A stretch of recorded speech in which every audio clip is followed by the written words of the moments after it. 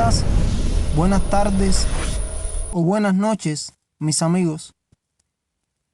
En esta hora quisiera presentarles un artículo muy interesante, o más que un artículo, una investigación que hiciera Johannes Koleski,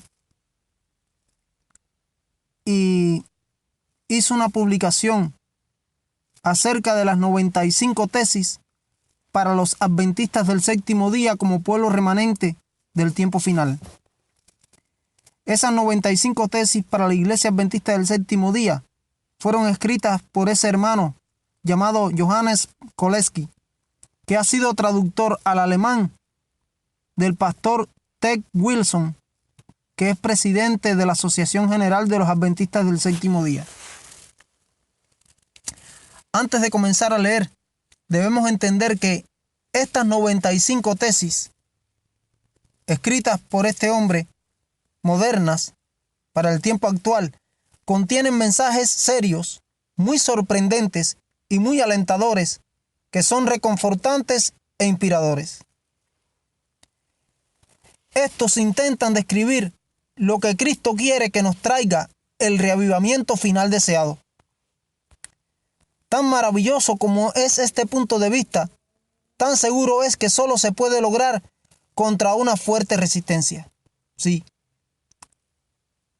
Mi hermano, tú que me escuchas, te quiero advertir que no te debes sorprender si surgen tormentas internas mientras lees o escuchas sobre estos temas.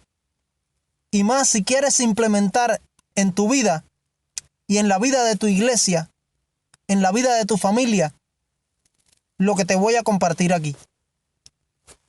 Quizás el enemigo de las almas intente aprovecharse de tu conciencia, pintando declaraciones serias en los colores más duros para asustarte. Es posible que ya percibas como pecado lo que en realidad es solo una tentación, y por lo tanto vives con la pesada carga de pensar que en realidad estás constantemente pecando y los vencedores pueden ser otros, pero no tú. Pero recuerda una cosa muy bien, que la tentación, según la Biblia, no es pecado. El pecado es cuando la tentación con la concupiscencia, que es el deseo propio carnal, la propensión al pecado carnal nuestra, se unen las dos y conciben y dan a luz el pecado. Por tanto, la tentación no es pecado. O quizás tienes la idea que la perfección que Dios espera de nosotros, de ti y de mí, es un estado de perfección absoluta. Y recuerda bien que el único que tiene perfección absoluta es Dios. Ninguna criatura tiene la perfección absoluta. Solamente Dios. Y si solo escuchas la palabra, toda la larga lista de tus debilidades y defectos de carácter se despliegan entonces ante ti y te sientes quizás lejos de Jesús y del cielo. También puede ser que estés tentado a invocar simplemente la maravillosa gracia de Dios y descartar en este caso el reclamo de un carácter perfecto como el camino equivocado. Pero rechaza tal idea, mi hermano, porque sí es posible la perfección del carácter cristiano en una naturaleza humana caída con el poder de Dios obrando en nosotros. No es por nuestros méritos humanos, no es por nuestras propias capacidades y fuerzas, sino es permitiéndole a Dios obrar en nuestra vida por medio de su Espíritu Santo para que Él logre esa victoria en nuestra vida. Donde quiera que tú estés, quiero animarte. Sí, quiero animarte a que creas en la palabra de Dios, a que creas en sus promesas, a que creas en sus mandamientos. Y recuerda bien que sus mandamientos son promesas. Aparta tus ojos de ti. Sí, tenemos que apartar los ojos de nosotros mismos. Aparta tus ojos de ti y de tus propias obras de salvación, mi hermano, y dirígelos solamente hacia el Salvador, como dice Hebreos capítulo 12, en el versículo 2. Puesto los ojos en Jesús, el autor y el consumador de la fe. Mi hermano, la perfección que Jesús nos ofrece es tanto un mandamiento como una promesa. Porque todos sus mandamientos, como te dije antes, son promesas. Tal vez necesites más la promesa. ¿Quién sabe? Tal vez necesite más el mandamiento. Dios lo sabe. No sé qué sea lo que más necesites en esta hora, si la promesa o el mandamiento. Pero recuerda que sus mandamientos son promesas. Pero mientras escuchas estas tesis que te quiero compartir más adelante, estas 95 tesis modernas para la Iglesia Adventista del Séptimo Día, te pido que lo hagas bajo oración. No tengo dudas de que el Espíritu Santo te va a guiar a las verdades correctas de la palabra de Dios.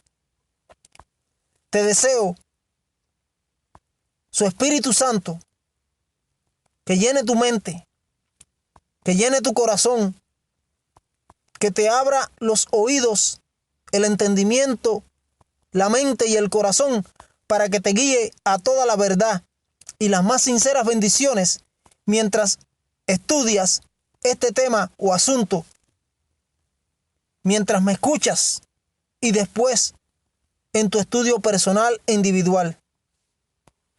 Nunca debemos estudiar la Biblia sin pedir la guía o la conducción de aquel que la inspiró. En este caso, el Espíritu Santo que inspiró toda la Escritura. Por eso te deseo que el Espíritu Santo de Dios te guíe a toda su verdad. En este caso, a la verdad de Dios.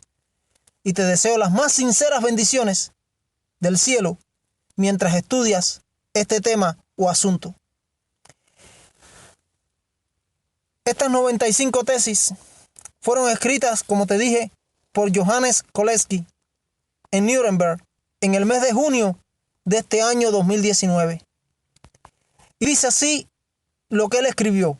Y comienza con una introducción. Y dice esta introducción lo siguiente. Escuchemos con detenimiento, porque hay grandiosas verdades aquí, preciosas verdades aquí, tremendas verdades en estas 95 tesis redactadas por este hombre. Y como te decía, este es quien le ha traducido al alemán al pastor presidente de la Asociación General Ted Wilson.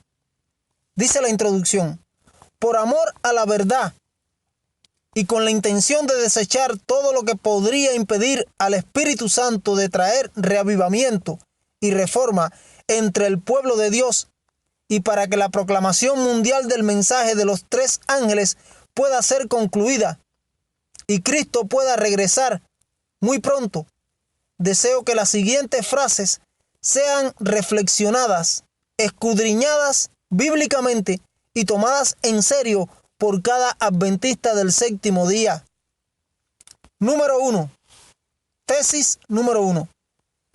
Dice: cuando nuestro Señor y Salvador dijo a la iglesia adventista del séptimo día, sé pues celoso y arrepiéntete, Apocalipsis capítulo 3, versículo 19, quiso que ese arrepentimiento abarque toda la vida del creyente. Tesis número 2. Ya que el arrepentimiento no ha sido completo hasta el momento, el retorno de Jesucristo ha sido retrasado. Como dice, ya que el arrepentimiento no ha sido completo hasta el momento, el retorno de Jesucristo ha sido retrasado. Tesis número 3. Cristo no puede retornar, es decir, no puede regresar a la tierra por segunda ocasión mientras que su obra de salvación en el cielo y en la tierra no haya sido concluida. Es decir, que Cristo no puede regresar a esta tierra mientras la obra de salvación en el cielo o la expiación que está haciendo en el cielo y en la tierra no hayan sido concluidas al unísono. Porque la purificación del santuario celestial depende de la purificación del pueblo de él aquí en su tierra, o en la tierra en este caso. Tesis número 4. Es el derramamiento del Espíritu Santo en la lluvia tardía que lleva la obra en la tierra a su madurez. es el que madura la cosecha para la hora de la siega, como está en el mensaje del cuarto ángel de Apocalipsis 14, versículo 15 al 17, que dice que vio volar por en medio del cielo a otro ángel, diciendo a gran voz, aquel que tenía la hoz aguda en su mano, que es Cristo, que pasara su hoz y vendimiera la tierra, o cosechara la tierra, diciendo que la hora de la siega ha llegado. Entonces dice esa tesis 4, es el derramamiento del Espíritu Santo en la lluvia tardía que lleva la obra en la tierra a su madurez. Número 5. La lluvia tardía recién caerá cuando los miembros de la iglesia oren por su derramamiento con un corazón contrito y humillado. Tesis número 6. Una posición interna de arrepentimiento solo surge mediante el reconocimiento del pecado. Repito, una posición interna de arrepentimiento solo surge mediante el reconocimiento del pecado. Tesis número 7. Reconocimiento de pecado es el resultado natural del verdadero conocimiento de Dios. Es el entendimiento de la benignidad de Dios que permite que el arrepentimiento surja en el corazón. Romanos 2:4. Tesis número 8. Al mismo tiempo, el hombre recién puede percibir la magnitud de la bondad de Dios cuando percibe la magnitud de su culpa y de su pecado, la cual Dios está dispuesto a perdonar. Tesis número 9. Un arrepentimiento insuficiente entre adventistas es señal de falta de conocimiento propio y de conocimiento de Dios, lo que Jesús diagnostica como ceguera. Tesis número 10. La comprensión insuficiente del propio estado de perdición conduce a una comprensión insuficiente de la obra de la salvación de Jesús. Y una falta de fe en esa obra, es decir, de la obra de salvación de Jesús, una falta de fe en ella, es diagnosticada por Jesús como pobreza. Número 11. La fe insuficiente impide la experiencia de la justificación por la fe completa, lo que Jesús diagnostica como desnudez espiritual.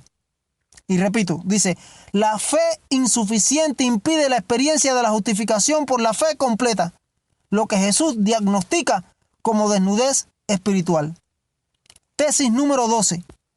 Los remedios divinos, como el colirio para los ojos, el oro y las vestiduras blancas, se evalúan mal en alcance y profundidad porque los sufrimientos espirituales que estos deben sanar se estiman mal en alcance y profundidad. Tesis número 13. Una comprensión superficial de la enfermedad conduce a un tratamiento superficial sin efecto salvador. Tesis número 14. Una iglesia que sin saberlo es superficial. Es una iglesia que sin saberlo es tibia. Y esa es la condición de la Odisea. Punto número 15 o tesis número 15. Una iglesia que no se conoce a sí misma prueba que no conoce a Dios. Tremendo. Tesis número 16. La falta de conocimiento de Dios finalmente conduce a la muerte. Dice Oseas capítulo 4 versículo 6, mi pueblo fue destruido o mi pueblo pereció porque le faltó conocimiento. Entonces, la falta de conocimiento de Dios finalmente conduce a la muerte. El mensaje de la Odisea es, por lo tanto, una cuestión de vida o muerte. Tesis número 17. El hecho de que Cristo no haya regresado todavía a nuestro mundo demuestra su extraordinario amor y paciencia por la iglesia, porque Él no quiere que ninguno perezca, sino que todos procedamos al arrepentimiento. Segunda de Pedro, capítulo 3, versículo 9. Ahora bien, la tesis número 18 dice: el proceso de curación o sanación, a menudo llamado reavivamiento y reforma, comienza con la realización de la verdad a través del colirio espiritual. Y repito, el 18. El proceso de curación o sanación, a menudo llamado reavivamiento y reforma, comienza con la realización de la verdad a través del colirio espiritual. Número 19. El colirio para los ojos son las sagradas escrituras y específicamente para la última iglesia de Dios, el don de profecía manifestado en la obra de Elena de White. Repito, el colirio para los ojos son las sagradas escrituras y específicamente para la última iglesia de Dios es el don de profecía manifestado en la obra de Elena de White. Tesis número 20. Dios consideró que estos escritos proféticos especiales, en este caso los de Elena de White, eran necesarios porque su pueblo estudiaba demasiado poco la Biblia o llegaba a interpretaciones erróneas de ella. Punto número 21, o tesis número 21. Los escritos de Elena de White describen exactamente el mismo plan de salvación que la Biblia, pero con más detalles y más fácil comprensión para nuestro tiempo. Punto número 22, o tesis número 22. El estado generalmente tibio de la Iglesia Adventista del séptimo día prueba que ella en general no lee o no comprende o no cree los escritos de Elena de White. Punto número 23, o tesis 23. La primera comprensión básica sobre el camino a la salvación es la propia perdición.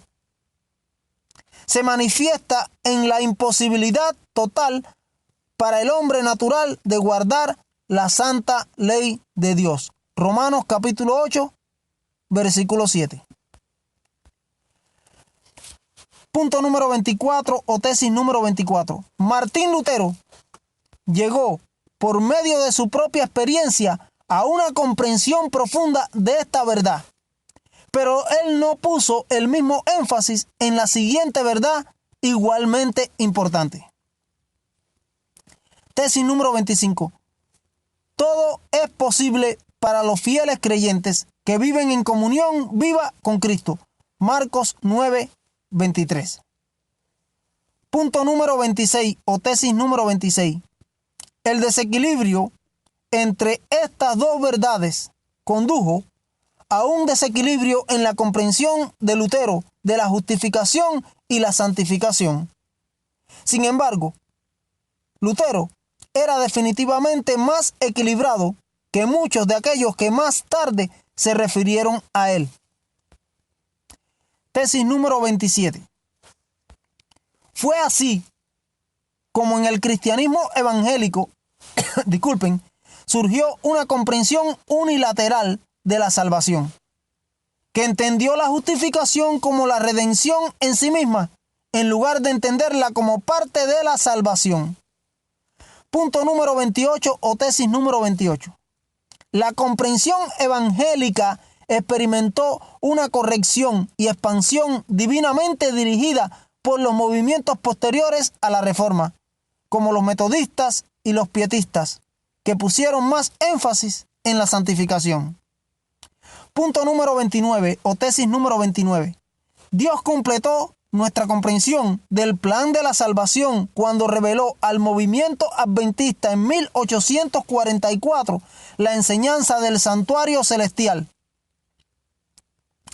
Punto número 30, o tesis número 30. Los tres compartimentos del santuario, el atrio, el lugar santo y el lugar santísimo, representan las tres fases del plan de la salvación de Dios. Número 31. El atrio representa el sacrificio de Jesús en la cruz del Calvario. Aquí el creyente experimenta perdón y el nuevo nacimiento o renacimiento. Los cristianos evangélicos comparten este punto del atrio plenamente con nosotros los adventistas del séptimo día. Ahí hablamos en un mismo idioma. Punto número 32. El lugar santo representa la comunión diaria con Jesús. Aquí el creyente experimenta cambio y crecimiento. Los cristianos evangélicos comparten este punto solo parcialmente con nosotros los adventistas. Ya la cosa aquí va variando. Ahora, tesis 33. Y vamos a la tercera parte de este servicio del santuario. El lugar santísimo representa la perfección y el juicio de Dios. Aquí el creyente, en este lugar, en el lugar santísimo del santuario, experimenta plena madurez y el sellamiento. Este punto es ajeno a los cristianos evangélicos. Punto número 34. Aunque la Iglesia Adventista del séptimo día enseña oficialmente el ministerio tripartito de Jesús como sacrificio y sumo sacerdote, aún hasta el día de hoy, no ha reconocido y aceptado el significado práctico de este ministerio en la profundidad necesaria. Punto número 35. Las razones principales para esto son el amor al pecado y el orgullo. El amor al pecado conduce al abuso de la gracia y el orgullo a las obras de la ley. Punto número 36 o tesis número 36. Común para ambos es la falta de amor a Dios, que se manifiesta en la falta de voluntad de permitir que Cristo viva en mí. Gálatas 2:20. Como dice Pablo, con Cristo estoy juntamente crucificado y ya no vivo yo. Y lo que vivo ahora en la carne, lo vivo en la fe del Hijo de Dios, el cual me amó y se entregó a sí mismo por mí. Ahora bien, punto 37. Nuestro amor a Dios es un indicador de la conciencia de nuestra culpa, porque a quien se le perdona poco, poco ama. Lucas 7:47. El punto 38, la tesis número 38,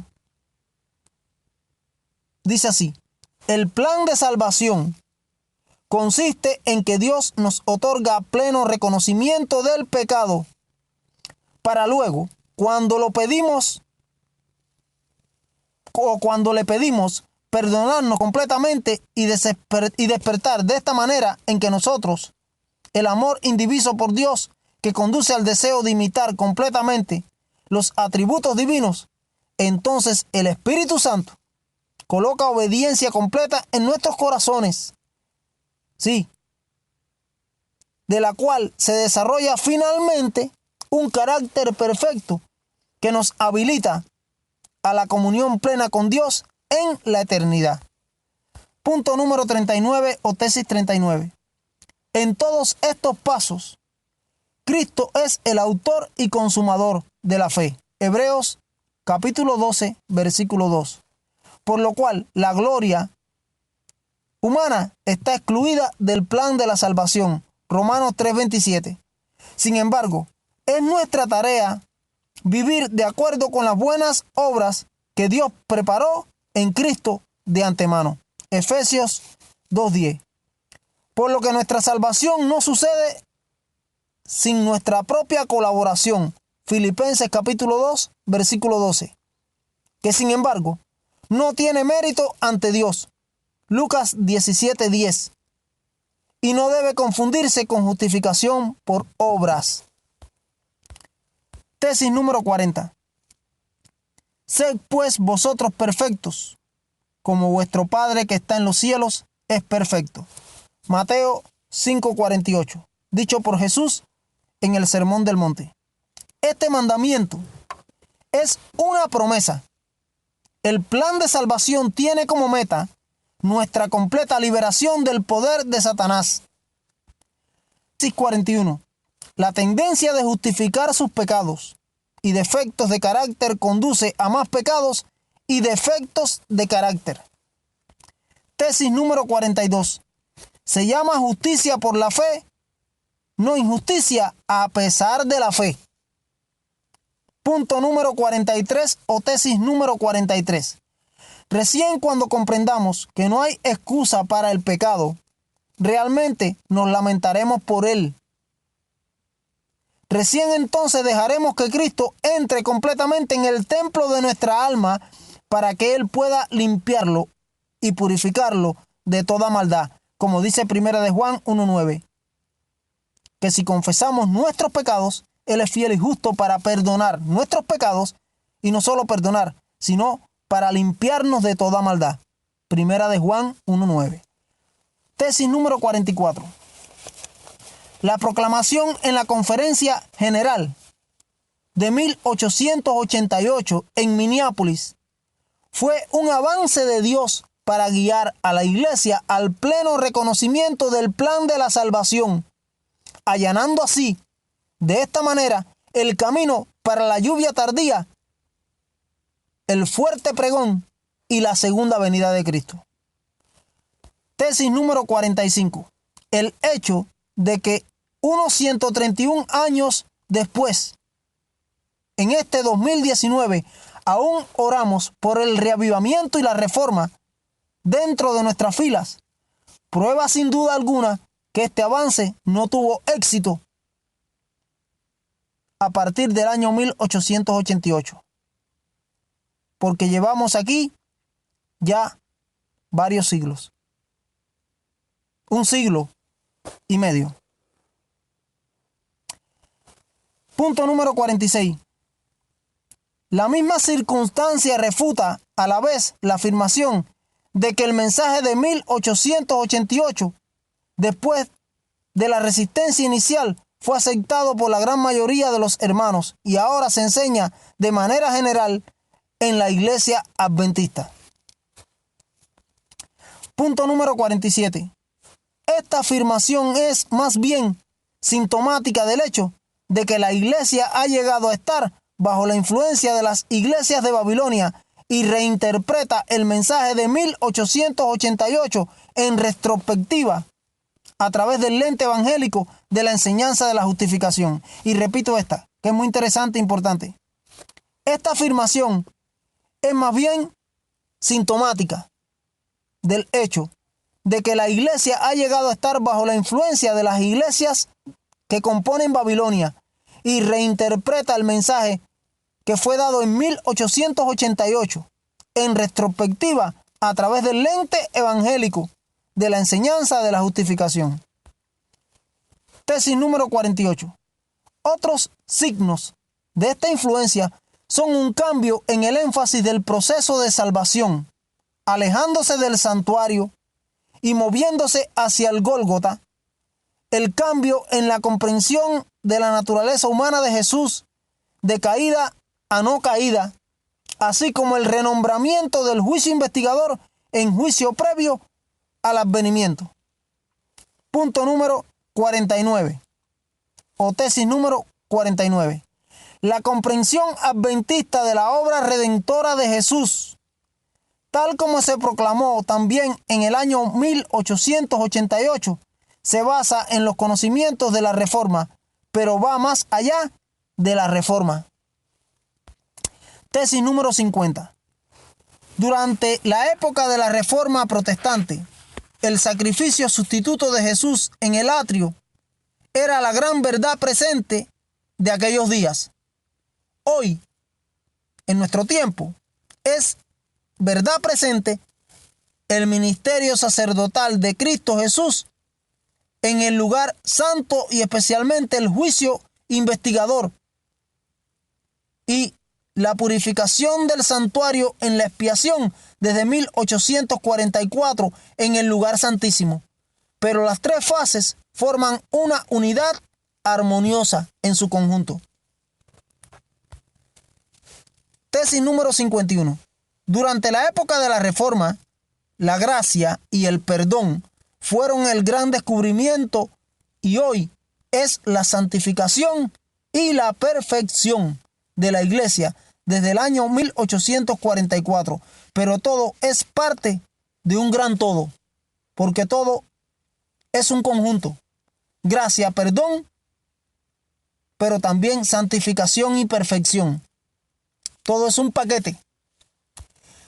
Tesis número 52. La voluntad de Dios es que el creyente experimente la conversión completa y de ella la santificación completa y de ella la victoria completa sobre el pecado. Por tanto, es conversión completa, santificación completa y victoria completa sobre el pecado. Tesis número 53. La integridad de una fase es el requisito previo para la integridad de la siguiente fase. Punto o tesis número 54. El problema básico de la Odisea, la séptima iglesia del Apocalipsis, que nos representa a nosotros desde el año 1844, es la conversión incompleta, la que resulta en una santificación incompleta y una victoria incompleta sobre el pecado. Ese es el problema básico de la Odisea, es decir, una conversión incompleta, una santificación incompleta y una victoria incompleta sobre el pecado. Tesis número 55. Muchos adventistas del séptimo día reconocen su falta de victoria sobre el pecado, pero no su conversión incompleta, que en este caso representa tibieza. Por lo tanto, curan el problema a nivel teológico, explicando que Jesús es el sustituto o la palabra favorita, el vicario, en lugar del modelo o ejemplo a seguir. Que el hombre miserable de Romanos capítulo 7 es el cristiano estándar, dicen ellos, y que el juicio son las buenas nuevas, porque de todos modos solo puede conducir a una absolución del pecado. Punto número 56 o tesis número 56. El punto de partida de esta teología no es la palabra de Dios, sino la propia experiencia personal. Esto contradice al firme fundamento de la Reforma, que decía sola Escritura, y crea un enlace ecuménico hacia la religión sensorial del movimiento carismático y hacia la Iglesia Católica. Tesis número 57. Solo la fe en la directa palabra de Dios, incluso contra toda experiencia, le da al hombre la entrada al reino de los cielos. Esta fe fue la fe de Abraham, fue la fe de Jesús y de Martín Lutero. Y esta también será la fe del remanente que guarda los mandamientos de Dios. Como dice Apocalipsis capítulo 14, versículo 12. Aquí está la perseverancia de los santos, los que guardan los mandamientos de Dios y tienen la fe de Jesús. Punto número 58 o tesis número 58. Todas las obras de Dios son perfectas. Como la justificación y la santificación son obras de Dios, también son necesariamente perfectas. 59. Tesis 59. Dice así: en el juicio investigador, el creyente es santo, sin mancha e irreprensible. Y pueden ver Colosenses capítulo 1, versículo 22. Porque la sangre de Cristo ha cubierto completamente sus pecados pasados y ha limpiado completamente su carácter actual, de modo que permanecerá sin pecado por la eternidad. Él no simplemente te declara, Él te hace. Punto número 60 o tesis número 60. La enseñanza de la perfección del carácter no es extrema, sino que es la continuación consecuente de la justicia por la fe de la Reforma protestante y nuestra única esperanza para la vida eterna. Ella da la gloria a Dios, Apocalipsis 14, 7, como recreador y poderoso redentor. Es el único camino bíblico y lógico hacia la eliminación definitiva del pecado y la promesa más maravillosa que Dios ha hecho a los seres humanos. Tesis número 61. Innumerables adventistas del séptimo día no pueden creer que Dios desea perfeccionar su carácter durante el lapso de su vida, pero no dudan que lo hará en un cerrar y abrir de ojos, o un abrir y cerrar de ojos, en el momento del sellamiento o del regreso de Jesús, a pesar de que las Escrituras no enseñan esto en ningún lugar. Tesis número 62. Innumerables adventistas del séptimo día lamentablemente tienen miedo del juicio y por lo tanto creen fácilmente la aseveración de que el juicio investigador no pone a prueba sus obras, sino solamente la de su sustituto Jesucristo, la del vicario, a pesar de que las Escrituras claramente lo contradicen. Tesis número 63. Innumerables adventistas del séptimo día están tan angustiados por su debilidad espiritual que ansiosamente se aferran a una certeza de salvación, que en el juicio se basa únicamente en una santidad atribuida, aunque el mismo sentido común ya dice que esto no puede ser todo si un día deseo estar de pie en la presencia de un Dios santo. Tesis número 64. En lugar de temer el juicio, los adventistas del séptimo día deberíamos temer la incredulidad, porque a causa de la incredulidad, el antiguo pueblo de Israel no pudo entrar a la tierra prometida, como lo dice Hebreos capítulo 3 en el versículo 19. Tesis número 65. En lugar de desanimarse por su incapacidad propia, los adventistas del séptimo día deberíamos mirar a nuestro padre Abraham, quien desafiando su avanzada edad y la de Sara, le dio la gloria a Dios, porque creyó a la promesa, estando plenamente convencido de que era también poderoso, en este caso Dios, para hacer todo lo que él había prometido. Romanos capítulo 4, versículos 20 y 21. Tesis número 66. En lugar de predicar una justificación clínicamente pura y separada de todas las obras humanas, los adventistas del séptimo día debemos tomar conciencia de que el reino de Dios no consiste en palabras, sino en el poder de Dios. Primera de Corintios capítulo 4, versículo 20. Ahora bien, la tesis número 67 dice: la palabra de Dios no es solo verdad, sino que crea la verdad. La misma palabra divina que declara al hombre justo también lo hace justo. Porque la palabra de Dios tiene poder creador. Ella declara, pero una vez que declara, hace. Por tanto, la palabra de Dios no es solo verdad, sino que es una verdad creadora. La misma palabra divina que declara al hombre justo, hace a ese hombre justo. Por tanto, Dios te declara y te hace justo. Tesis número 68. El perdón total a través de Cristo es también la promesa de la santificación. Sí, es la promesa de la santificación completa a través de Cristo.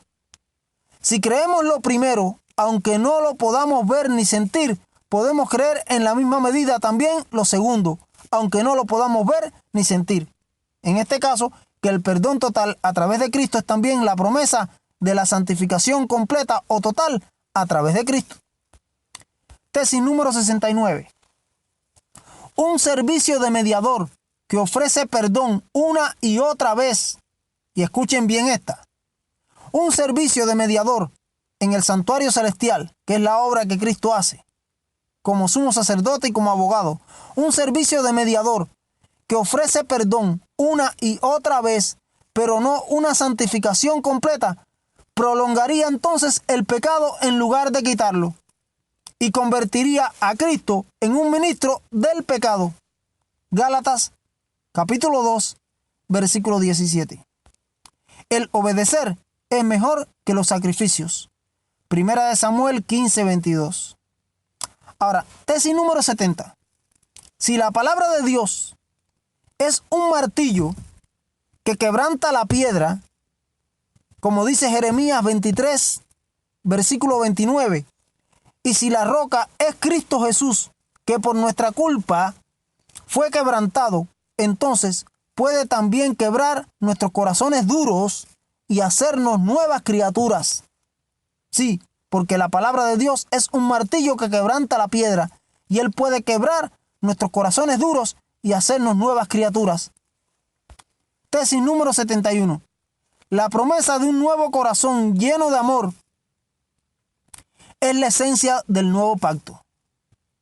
Quien niega que el servicio de mediación de Cristo del Nuevo Testamento hace al creyente perfecto para siempre, Hebreos 10:14, vive todavía en el antiguo pacto. Y repito, tesis 71. La promesa de un nuevo corazón lleno de amor es la esencia del nuevo pacto. Quien niega que el servicio de mediación de Jesús del Nuevo Testamento hace al creyente perfecto para siempre, Hebreos 10:14, vive todavía bajo la ley del antiguo pacto. Tesis número 72.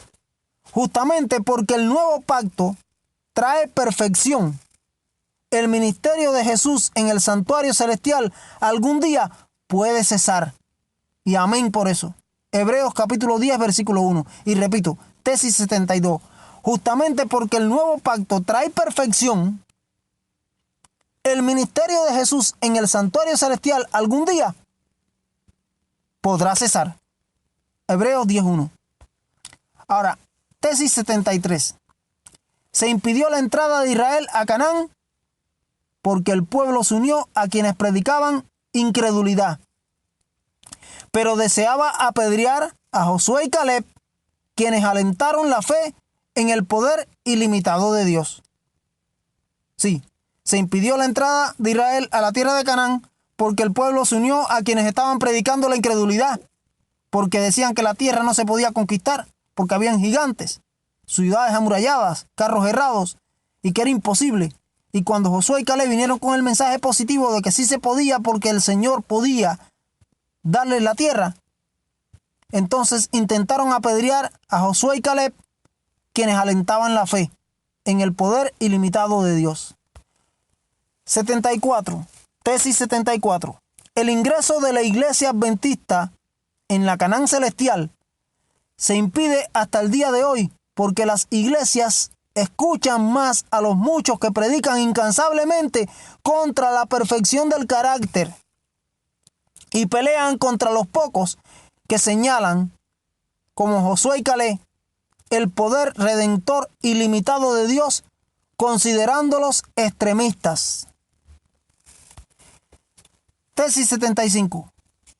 Quien dice que la enseñanza de la perfección de carácter quita la certeza de la salvación, predica una certeza de la salvación concebida humanamente.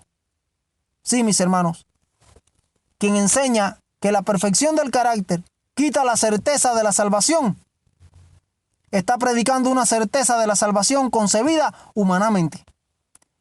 Tesis 76.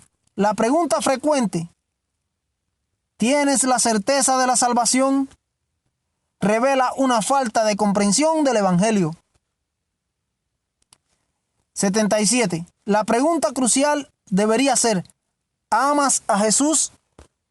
Refiriéndonos al amor del cual Jesús dice: si me amáis, guardad mis mandamientos. Juan 14:15. Tesis 78. La Odisea no necesita la certeza de la salvación humana, sino la certeza de la salvación divina y un despertar del peligroso estado de una falsa justificación que hace ciegos a la verdad. Sí, la Odisea no necesita la certeza de salvación humana, mis hermanos, sino la certeza de la salvación que viene de Dios divina y un despertar de ese peligroso letargo, de ese peligroso estado de una falsa justificación que hace ciegos a la verdad y los vuelve necesitados del colirio espiritual para ver. 79, o tesis 79. La Biblia no habla de la certeza de la salvación jamás, sino de la esperanza de la salvación. Como dice Romanos 8:24, porque en esperanza fuimos salvos. Tesis número 80. Nuestra esperanza de vida eterna no consiste en hechos externos, como la justicia imputada o un registro en el libro de la vida, sino en el Hijo de Dios. Porque dice Primera de Juan 5:12, el que tiene al Hijo tiene la vida. El que no tiene al Hijo de Dios no tiene la vida. Ahora, tesis número 81. La esperanza no mira lo visible, sino que cree en lo invisible, porque Dios lo ha prometido. Tesis número 82. La esperanza tiene paz con Dios, porque descansa en sus promesas, en las de Dios en este caso, y al mismo tiempo tiene un impulso sagrado de abrazar estas promesas divinas. Tesis número 83. Nuestra salvación recién es cierta de manera objetiva al final de nuestras vidas o en la segunda venida de Cristo. Tesis número 84. Mientras vivamos, nuestra tarea es hacer firme nuestra vocación y elección. Es decir, que mientras tengamos vida, nuestra tarea es hacer firme esa vocación y elección a través del divino poder de Dios y las preciosas y grandísimas promesas de Él, como está escrito en 2 de Pedro, capítulo 1, versículos 3, 4 y el versículo 10. Tesis número 85. No se alabe tanto el que se ciñe las armas como el que se las desciñe. Primer libro de Reyes, capítulo 20, versículo 11. Tesis número 86. El que ama su vida odia la muerte. El que ama a Jesús odia sus pecados, mis hermanos, porque llevaron al Salvador a la cruz y lo lastiman cada vez de nuevo y lo crucifican cada vez de nuevo. Tesis número 87. El amor a Jesús siempre produce un profundo deseo de liberarse por completo del pecado y de vivir una vida de constante obediencia en armonía con Él. Y repito esta que es muy importante. El amor a Jesús siempre produce un profundo deseo de liberarse por completo del pecado y de vivir una vida de constante obediencia en armonía con Él. Tesis número 88. El fruto de la verdadera justificación por la fe en Cristo es un creciente acuerdo con los mandamientos de Dios. No están divorciados. Mientras que el fruto de la falsa justificación, la justificación evangélica, resulta en una creciente permisividad hacia los mandamientos de Dios. Tesis número 89. El manejo cada vez más permisivo de los estándares adventistas desde hace muchos años en relación a la alimentación, el café, la ropa, la música, la televisión, las actividades sabáticas, la declaración bautismal, el matrimonio salvaje, la disciplina eclesiástica, la homosexualidad, la ordenación de la mujer y mucho más, revela la levadura de una falsa doctrina de la justificación. Tesis número 90. La paga del pecado es muerte. Romanos 6:23. La verdadera justificación trata el problema de raíz y libera del pecado. La falsa justificación se contenta con ser liberado de la muerte. Y repito, la paga del pecado es la muerte, como dice Romanos 6:23. Pero la verdadera justificación trata el problema de raíz y libera del pecado. Pero la falsa justificación se contenta con ser liberado de la muerte y no del pecado. Tesis número 91. Y ya me quedan 4. Por lo tanto, el Israel de hoy está en el mismo camino que el Israel de antaño, que el Israel antiguo, deseando que un Mesías los libere de los romanos, sin comprender que fueron sus pecados los que llevaron a los gobernantes extranjeros al país en primer lugar. Querían ser liberados de Roma y no se daban cuenta que eran sus pecados los que habían traído a Roma a conquistarlos. Lo mismo que en la época de Babilonia. Tesis número 92. Tal como el antiguo pueblo de Israel leía las Sagradas Escrituras selectivamente y no distinguía entre la primera y la segunda venida del Mesías, así muchos adventistas del séptimo día leen hoy en día las Escrituras selectivamente y no distinguen entre la justificación de los impíos, como lo dice Romanos 4:5, y la justificación de los obedientes, como lo dice Romanos capítulo 2 en el versículo 13. No distinguen entre la santificación a través de la separación, como dice Levítico 20:26, y la santificación hacia la irreprochabilidad, como está en Primera de Tesalonicenses capítulo 5 versículo 23. No distinguen entre el sellamiento como reclamo de posesión, como lo dice Efesios 1:13, y el sellamiento como confirmación que el hombre ha emblanquecido su carácter en la sangre del Cordero.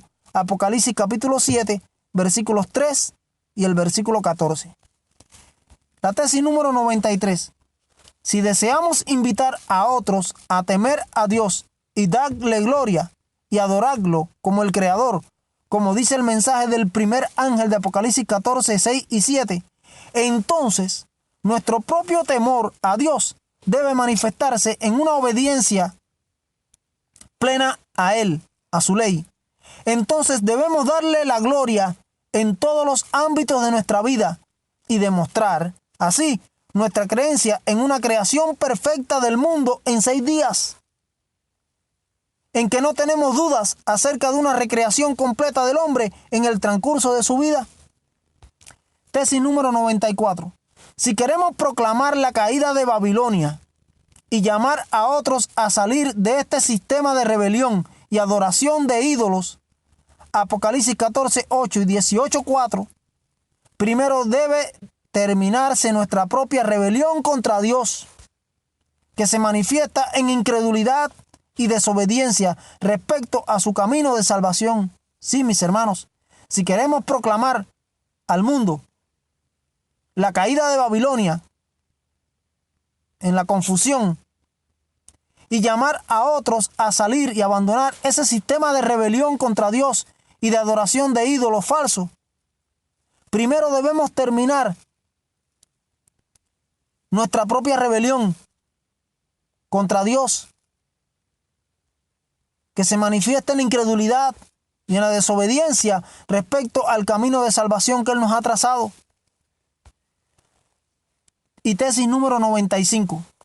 Si queremos persuadir a otros de que un pequeño detalle en la ley de Dios, de los 10 mandamientos, como es el sábado o el domingo, evoca la justa ira de Dios, según Apocalipsis 14, 9 al 11 en el mensaje del tercer ángel, debemos entonces haber aprendido a guardar los mandamientos de Dios en detalle, porque de lo contrario estaremos bajo el mismo juicio decretado por Dios en Apocalipsis 14, 9 al 11. Mis hermanos, este documento, estas 95 tesis, fueron traducidas del alemán por Enrique Rosenthal, que es el editor de la popular página web adventista titulada Navegando del pasado al futuro. Yo ahora, personalmente, les quiero decir, como escribió Elena de White en su libro El conflicto de los siglos, que la reforma protestante no acabó. No acabó en los días de Martín Lutero, sino que ésta va a seguir hasta el mismo tiempo final de la historia de la tierra. La reforma es progresiva y seguirá en aumento, como el texto favorito mío de la Biblia, que fue el que elegí el día del bautismo, Proverbios 4:18, que la senda de los justos es como la luz de la aurora, que va en aumento hasta que el día es perfecto. La Iglesia Adventista del Séptimo Día, mis hermanos, como movimiento remanente del tiempo del fin, ha sido llamada proféticamente por Dios a hacer la reforma de las reformas. Tenemos una misión profética con un llamado profético, cumpliendo un lineamiento profético, y el llamado es hacer una reforma de todas las reformas. Por eso, como pueblo remanente del tiempo del fin, nosotros debemos ser en este mundo un tremendo movimiento de reforma para terminar la obra de Dios bajo el poder de la lluvia tardía, mis hermanos. Somos la generación final que vindicará el carácter de Dios ante el universo. Y estamos llamados a ser de los 144,000 ungidos que van a ser sellados por Dios, que tendrán el nombre de Él, de Jesús y el de su Padre en su frente, y que cantarán el cántico de Moisés, siervo de Dios, y el cántico del Cordero, que es un cántico de victoria, y va a ser el cántico de su experiencia, y más nadie lo puede aprender, porque más ninguna otra generación de seres humanos que ha vivido sobre esta tierra logró la victoria definitiva sobre el pecado en una naturaleza humana caída como lo lograrán los 144,000 o la generación final del remanente de Dios en la tierra. Somos esa generación de la restauración, y Dios culminará el drama del pecado con nosotros, mis hermanos. Ya no queda mucho tiempo. Esta vez, ni Satanás, ni sus instrumentos humanos abortarán el derramamiento de la lluvia tardía del Espíritu Santo como lo hicieron hace 131 años atrás en Minneapolis, en el año 1888 y los años cercanos posteriores. La razón es porque Dios, según el profeta Joel, va a restaurar todas las cosas con el derramamiento de la lluvia tardía, como lo dice Joel 2:25 hasta el 32, en la quinta generación de su pueblo remanente. Y nosotros, los que estamos vivos ahora en este año 2019, en este tiempo, en este periodo, estamos viviendo el periodo de esa quinta generación ya, del remanente final de Dios que surgió en el año 1844. Han pasado 4 generaciones de adventistas y estamos en el periodo de la quinta generación, casi en la mitad. Y Dios va a restaurar todas las cosas, dice que en la quinta generación, derramando la lluvia tardía del Espíritu Santo para restaurar la imagen de Cristo en la vida de su pueblo en la tierra. Y la mayor evidencia de todo esto es que está habiendo un despertar a nivel global de ese pueblo remanente que se está alineando en las filas del Señor con respecto a estos temas combatidos desde Minneapolis, y los cuales han sido tapados de los ojos y de los oídos del pueblo de Dios por 131 años ya, hasta el presente. Pero está habiendo un despertar a nivel global y ya nadie lo va a poder frenar, porque Dios va a concluir su obra en gloria y majestad. Y yo le doy gloria a Dios ahora, y démosle gloria a Dios, porque Él está despertando a las 10 vírgenes dentro de su iglesia a través de la voz del portero que Él mandó a que velase, como dice Marcos 14:34. Al portero Él mandó que velase en esa fiesta de las bodas de las 10 vírgenes.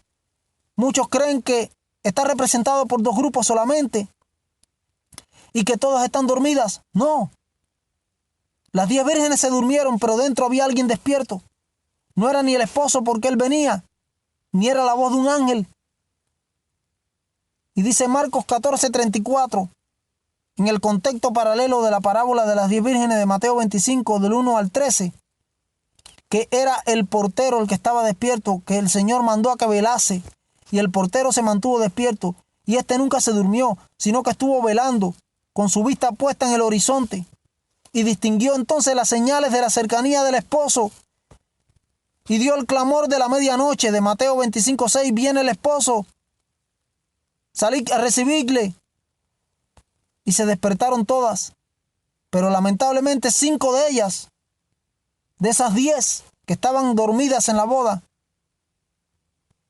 fueron imprudentes, fueron insensatas, fueron fatuas, fueron necias, porque no tenían el aceite adicional en sus lámparas, que es símbolo del carácter y de la lluvia tardía del Espíritu Santo, el cual no recibieron. Así que salieron fuera en el zarandeo, porque eso es el zarandeo. Lo que sucede es que ellas salen fuera, y en el zarandeo salen fuera, la escoria, fuera salen, provocando, en este caso provocado por la no aceptación del testimonio directo que exige el consejo del testigo fiel a la iglesia en la Odisea. Elena de White dice que lo que provoca el zarandeo es esto. Es decir, la no aceptación del testimonio directo que exige el consejo del testigo fiel a la iglesia de la Odisea es la que provoca el zarandeo. Y esto es el zarandeo. Cuando ellas salen fuera, las vírgenes imprudentes, las insensatas, las fatuas, las necias. Esas 5 vírgenes prudentes que estaban dentro y se quedaron dentro y se despertaron y tenían el aceite adicional, representan a esos de la última generación dentro de las filas del pueblo remanente de Dios, que aceptarán este consejo y lo reflejarán en su testimonio, que provocará el celo, la envidia y el odio de sus hermanas, de sus hermanos, las cuales se comportarán como lo hiciera Caín con su hermano Abel hace 6000 años atrás. Estas vírgenes insensatas estarán desnudas porque no tendrán las vestiduras de la justicia de Cristo, y se verá la vergüenza de su desnudez en la falsa justicia que creen, enseñan y predican en su falso evangelio evangélico. Serán pobres porque se creían ricas y sin embargo no tendrán la genuina fe que obra la obediencia a la ley de Dios por el amor, ya que no compraron el oro refinado en fuego. Y estarán completamente cegadas, ya que no aceptarán el colirio de la palabra de Dios para ver la verdad que Dios les quiso enseñar. El colirio de la palabra de Dios y el colirio que viene de los testimonios del espíritu de profecía. Al no aceptar la palabra de Dios tal y como es y los consejos del testigo fiel por medio del espíritu de profecía, estarán ciegas y se quedarán ciegas y no verán la verdad. Y por no perfeccionar un carácter a la semejanza y el modelo de Cristo, mientras hubo gracia y oportunidad en este mundo, mientras la obra de purificación del santuario celestial se llevaba a cabo, cuando sus hermanas sean purificadas, entonces, completamente y selladas con el sello de la aprobación divina, Jesús dirá: consumado es, y culminará la obra de la expiación final en el santuario celestial, y la gracia será cerrada para siempre. Y lamentablemente, me da tristeza decirlo, la puerta se les va a cerrar. Sí, la puerta de la gracia se les va a cerrar, se les cerrará y no podrán entrar. Y cuando tocan a la puerta para que le abra el Señor, Él les dirá estas tristes palabras, que quiera Dios que no nos las tenga que decir a nosotros, ni a ti ni a mí. Y esas tristes palabras son las que se encuentran en Mateo capítulo 7, versículo 23, que dice: apartaos de mí, nunca los conocí, hacedores de maldad. Que Dios te bendiga, mi hermano, que Dios nos bendiga, y quiera Dios que podamos estar preparados para el encuentro con nuestro Dios. Maranata, muy pronto. Amén.